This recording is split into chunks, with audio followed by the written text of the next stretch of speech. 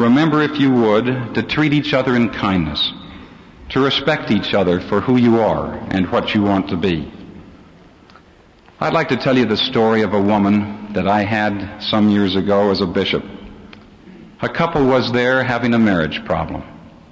As they spoke with me, she began to tear down her husband in all those key areas that a man has to have some respect for himself.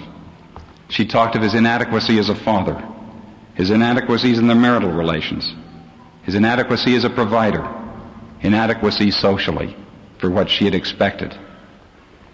I asked her, "Why do you do this to a man who you should love and sustain?" And she said, "Oh, it's much better to argue with someone you love because you know where you can hurt them the most." And she meant it. Now let's think about that for a minute. Can you really hurt a stranger? Who are the people you can hurt the most? Is it your roommate? Is it your companion? Is it your mom and dad? Is it your brother or sister? Isn't it true in life that while you're at this institution, you should learn how to strengthen your brethren and those that are around you and not tear them down?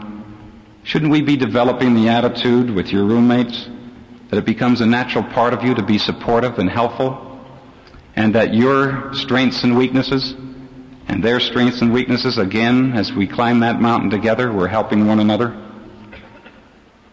The hero of Homer's Iliad, Achilles, had a mother, Thetis, who dipped Achilles in the waters of the river Styx, by which he became invulnerable, the story goes, except for that part of his heel by which she held him. And he was unprotected. There we have the proverbial Achilles heel of everybody in this room. Every one of us has an Achilles heel. Achilles was the bravest, handsomest, swiftest of the army of Agamemnon. But he was slain by Paris, whose arrow was guided by Apollo to his vulnerable heel. Every mother would love to dip their children into the waters of the river Styx and give them protection, but this is impossible. We must learn to use our free agency, take our opportunity for growth. Everyone has their weaknesses. The adversary knows our Achilles heel.